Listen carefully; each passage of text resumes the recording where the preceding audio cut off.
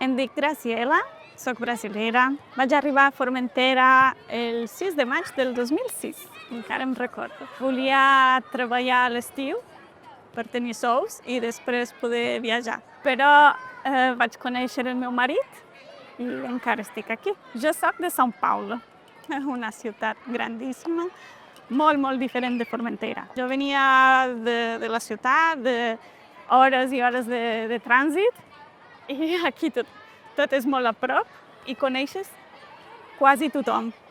Perquè a São Paulo jo no coneixia el meu veí. Trobo a faltar la meva família perquè és molt lluny i tornar al Brasil costa molt. Són 2 dies de viatge per arribar a casa dels meus pares i només puc tornar una vegada a l'any.